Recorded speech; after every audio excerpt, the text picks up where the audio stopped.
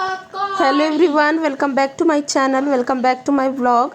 तो जी ये वीडियो ना कल की है, जैसे कि आज है फ्राइडे, तो ये थर्सडे की वीडियो है। सुबह से ही मैंने शुरू करा है, मतलब घर के बाकी सारे काम हो गए हैं, खाना खाना ही बनाना रह रहा था।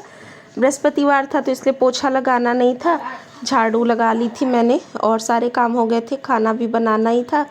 तो मेरे पास ना पहले तो यहाँ पूजा शायद मैं करने जा रही हूँ, थोड़ा थोड़ा भूल जाती हूँ मैं, इसीलिए मैं यहाँ पूजा के बर्तन धो रही हूँ। तो नहा के आई हूँ, पीताम्बरी रख रखी है मैंने, किचन में ही रखती हूँ मैं, क्योंकि कहीं और रखती हूँ ना तो कई बार बर्तन धोने आ जाती हूँ, फिर उसको लेने जाना पड़ता है, तो आलस के चक्कर में फिर मैं उसी नॉर्मल वाले साबुन से ही धो देती हूँ। तो इसलिए मैंने किचन में ये पीताम्बरी रख रखी है। इससे सिर्फ किचन के ही बर्तन नहीं, सॉरी मंदिर के ही बर्तन नहीं, कई बार जब आपके लोहे की कढ़ाई वगैरह भी थोड़ा जल जाती है ना ज़्यादा, कई बार आपकी लोहे की कढ़ाई भी अगर बहुत ज़्यादा जल जाती है ना, तो पीताम्बरी से आप अगर उसको साफ़ कर लो तो बिल्कुल अच्छे से चमक जाती है। लोहे का तवा हो गया, लोहे की कढ़ाई हो गई, और पीतल के बर्तन तो बिल्कुल नए जैसे हो ही जाते हैं।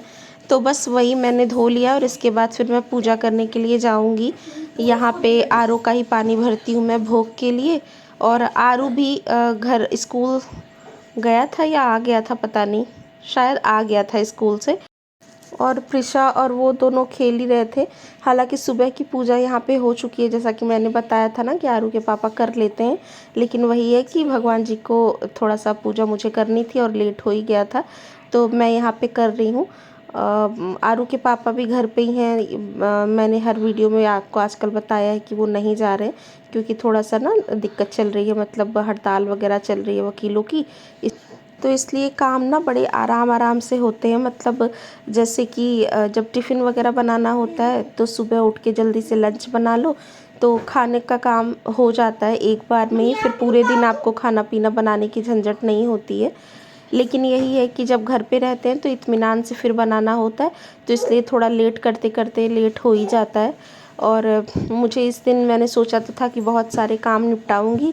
अलमीरा वगैरह सब मेरी ख़राब हो गई है, काफ़ी दिन हुआ था मुझे कपड़े वगैरह रखे हुए, लेकिन मैं कर नहीं पाई, कुछ भी लेट ही हो गया था। और यहाँ पे अब खाना बनाने की तैयारी कर रही थी, तो वही सोच रही हूँ कि क्या बनाऊँगी आज।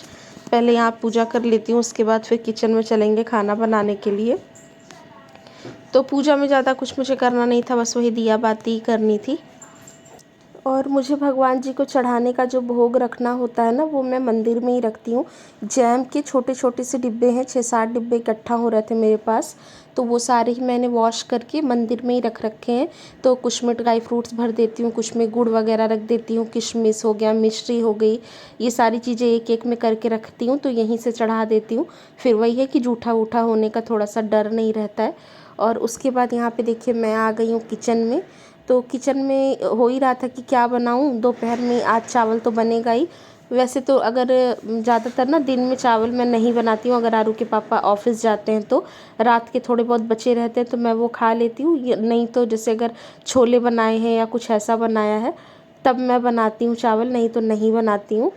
और या कभी आरू ने बोल दिया दोपहर में कि दाल चावल खाना है तो बना लेती हूँ। और आरू के पापा अगर घर पे रहते हैं तो फिर दोनों टाइम ही चारों चीज़ें बनती हैं। तो रात में फिर मैं प्रॉपर खाना इसीलिए बनाती हूँ। आज तो घर पे ही थे, तो ये ना मेरे पास दही रखी थी, 2 पैकेट में थोड़ी थोड़ी रखी थी। ये आधा आधा किलो का जो पैक आता है ना, वो आया था, तो एक दिन आया था तो मैंने बहुत सारा यूज़ कर लिया था, थोड़ा सा बच रहा था उसमें। और फिर दूसरे दिन भी आया तो उसमें से मैंने बहुत ज़्यादा तो इस्तेमाल कर लिया था, थोड़ा बहुत उसमें भी बच रहा था।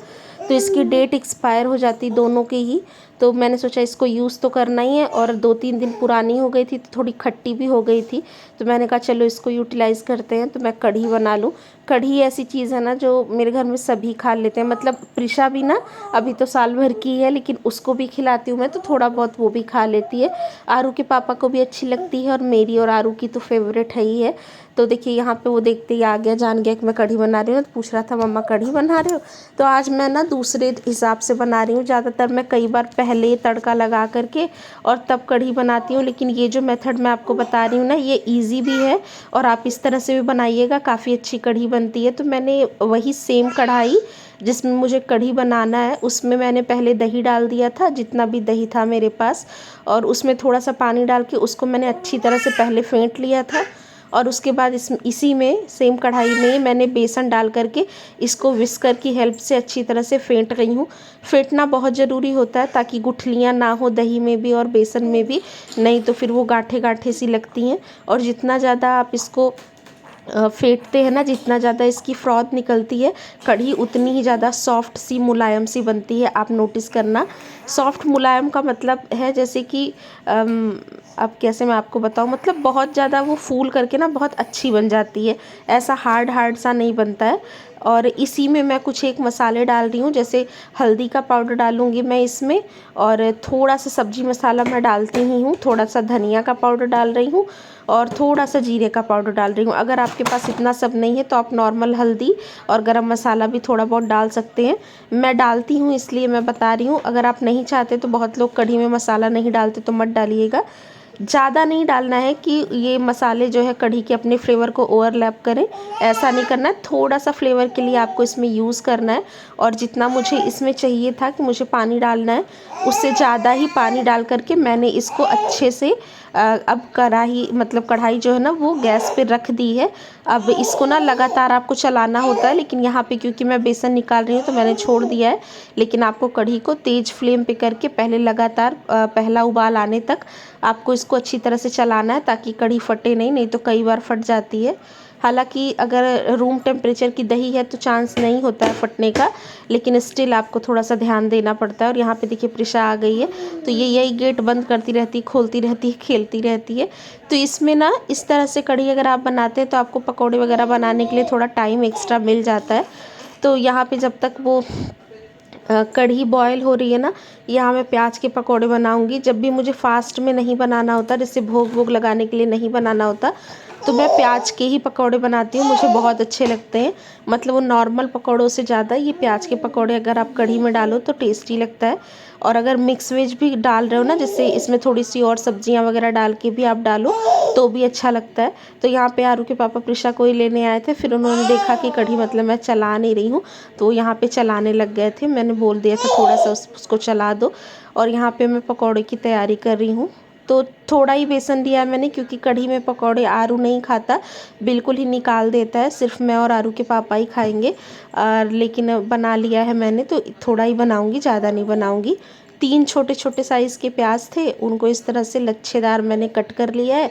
2-3 हरी मिर्चें मैंने छोटी छोटी पतली पतली कट कर रही हैं। और अब इसमें कुछ एक मसाले जाएंगे। मसाले में मैंने इसमें जीरा डाला है, थोड़ी सी हल्दी डाली है, थोड़ा सा सब्जी मसाला डाला है, और उसके बाद पानी डाल करके आपको इसका बैटर बनाना है। नमक डालना है, यहाँ पे मैं भूल रही थी, फिर मुझे याद आया तो मैंने फिर नमक जो है इसमें आगे अभी डाला है, आप देखना। और इनो मैं ज़रूर डालती हूँ इसके पकौड़ों में। इनो डालने से ना वो जो बहुत देर तक फेंटने वाला काम होता है वो नहीं होता, और आपकी जो ये बड़ियाँ हैं, मतलब जो पकौड़ियाँ हैं ना, वो डेंस नहीं होती। नहीं तो कई बार आप कढ़ी खाते होंगे, आपने नोटिस किया होगा कि पकौड़ों के अंदर बिल्कुल भी कढ़ी का जो है वो जूस नहीं गया रहता, बिल्कुल टाइट टाइट से वो रहते हैं। तो ज़्यादा नहीं, थोड़ा सा इनो अगर आप इस्तेमाल कर लेते हैं ना, तो इससे जो बहुत ज़्यादा देर फेंटना होता है वो नहीं होता, और आपकी पकौड़ियाँ बिल्कुल ही सॉफ्ट बनती है, मतलब मुंह में घुल जाने वाली ऐसी पकौड़ी बनती है, बहुत टेस्टी होती है। तो यहाँ पे देखिए मिक्स करने के बाद ये यहाँ नमक भी मैंने बीच में डाल दिया था, आपने देखा। थोड़ा सा इनो का पैकेट मैंने डाल लिया, इनो इसमें मैंने डाला है, ज़्यादा नहीं। और ये लोहे की कढ़ाई मेरी रखी थी, जब 2-3 वीडियो पहले मैंने आपको दिखाया था ना, मैंने कॉर्न के पकौड़े बनाए थे, तो ये कढ़ाई फिर वैसे ही मैंने रख दी थी इसमें तेल करके ढक करके। तो आज फिर मैंने इसी में पकौड़ियाँ तल ली हैं और दूसरी साइड कढ़ी मेरी पकी रही है। तो इससे ना आपको टाइम मिल जाता है। और कढ़ी में तड़का लगाना तो ज़रूरी है ही है, तो मैं ना इसमें बाद में तड़का लगाऊंगी, मतलब थोड़ी देर बाद जो है लास्ट में। तो उससे भी कढ़ी देखने में बड़ी प्यारी लगती है और अच्छी भी लगती है। तो कई बार मैं पहले डाल के बना लेती हूँ, कई बार बाद में बना लेती हूँ, दोनों ही तरीके बहुत अच्छे होते हैं। लेकिन एक बार इस तरह से आप बना लीजिएगा। और कढ़ी एक ऐसी चीज़ है ना जो हर सीज़न में हर समय अच्छी लगती है। ठंड में तो बहुत अच्छी लगती है, मतलब ठंडियों के टाइम में ना गरम गरम कढ़ी बहुत ठीक रहती है बनाने के लिए, इजी भी, मुझे ना बहुत इजी लगता है, जल्दी से बन जाती है। और कढ़ी के साथ रोटी ना ज़्यादा अच्छी नहीं लगती, चावल ही अच्छे लगते हैं। तो मैं रोटी वैसे रात वात को अगर बनाती हूँ ना तो रोटी बनाती हूँ, नहीं तो अगर दोपहर के खाने के लिए बना रही हूँ तो मैं फिर कढ़ी चावल ही बनाती हूँ। और यहाँ पे देखिए कढ़ रही है इतनी देर से। और कढ़ी को जितना ज़्यादा आप पकाते हैं उतना ज़्यादा ये अच्छी बनती है।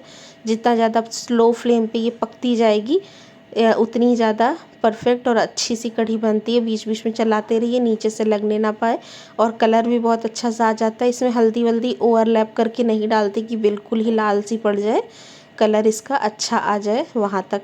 और थोड़ी बहुत ना चीज़ें आपको बनाते बनाते भी आइडिया लगता है कि कितनी कढ़ी में कितना दही चाहिए, कितना जो है बेसन चाहिए। कहने के लिए बहुत इजी सी रेसिपी है, सभी को आती है, लेकिन फिर भी सबकी अपनी अपनी रेसिपी है। कई लोग के हाथ का खाना अच्छा लगता है ना, जब आप खुद ही देखते होंगे कोई आपको खाना खिलाता है तो आपको लगता है ना कि सेम चीज़ें मैंने भी बनाई, ऐसे ही यही सारी चीज़ें मैंने भी डाली, मेरा इतना अच्छा क्यों नहीं हुआ। तो ये ना सारी चीज़ें डिपेंड करती हैं आपकी मतलब आई बॉलिंग के ऊपर या आपके अंदाजे के ऊपर, प्रैक्टिस के ऊपर कि आप बनाते बनाते पता चल जाता है।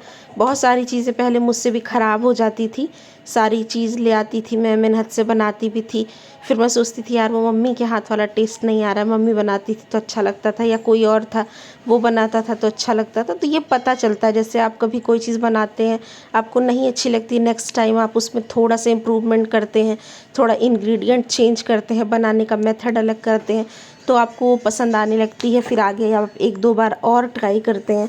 तो यही है कि प्रैक्टिस से ना कुकिंग बहुत अच्छी हो जाती है। उसके बाद तो फिर हर चीज़ इजी लगती है कि हाँ ये तो हो जाएगा हमसे। और ट्राई भी करना चाहिए। जैसे ये सब तो मान लो बहुत सिंपल है, लेकिन नई नई रेसिपीज़ भी आपको ट्राई करते रहना चाहिए। इससे आपको पता चलता है कि आप क्या क्या बना सकते हो, आपको क्या क्या आता है। तो फ़िलहाल देखिए यहाँ पे बातें करते करते पकौड़े सारे ही मैंने निकाल लिए थे, दूसरी तरफ चावल धो लिया था। और अब गैस पे मैंने चावल चढ़ा दिया है। उसी टाइम पे मैं चावल चढ़ाती हूँ जितनी देर में मुझे कढ़ी बंद करनी होती है, ताकि कढ़ी और चावल दोनों एक ही टाइम पे हो जाएं। तो यहाँ पे देखिए निशान लगा हुआ है कढ़ाई में कितनी देर से ये पक रही है, तो कढ़ी ये इतनी कम हो गई है।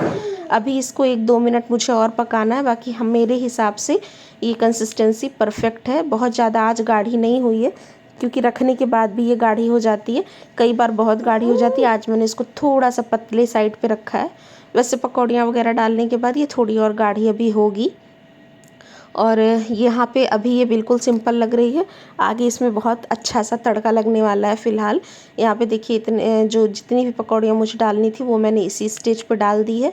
अच्छा, पकौड़े डालने के बाद ना आपको बहुत ज़्यादा देर तक कढ़ी को नहीं पकाना होता, नहीं तो बिल्कुल ही ये इसमें घुल जाते हैं, उसके बाद फिर फूटने लगते हैं ना, तब सही नहीं लगता। मतलब जब आपको कढ़ी उतारनी हो गैस से उसके 2 मिनट पहले आप एक बार पकौड़े डाल करके 2 मिनट पका लीजिए, 1 मिनट मतलब, या फिर तेज़ फ्लेम पे एक उबाल दे दीजिए। और उसके बाद आप इसको ढक देंगे ना, तो धीरे धीरे पकौड़े सारा कढ़ी जितना भी अपने अंदर एब्जॉर्ब करना होता है वो कर लेते हैं, और उसके बाद बहुत ही सॉफ्ट से बनते हैं। पकौड़े डाल के पकाने लगेंगे ना तो सारे ही एक दूसरे में मिल जाते हैं और फिर वो अच्छे नहीं बनते। और अब देखिए यहाँ पे मैंने ढक दिया, ये तो हो गया। अभी हमें इसमें तड़का लगाना है। तो तड़के के लिए देखिए मैंने जो चीज़ें ली हैं मैं आपको वो दिखा ले रही हूँ। ये 6 से 7 लहसुन की कलियाँ थी जिनको मैंने ग्रेट कर लिया है, और 2 से 3 हरी मिर्चें कट कर ली हैं। मेथी दाना लिया है, थोड़ा सा अजवाइन लिया है, सौंफ लिया है, काली वाली सरसों ली है, जीरा लिया है, और 1 लाल मिर्च ली है। आप अगर चाहो तो थोड़ा सा अदरक भी ग्रेट करके डाल सकते हो, लेकिन मैंने ग्रेट नहीं किया है।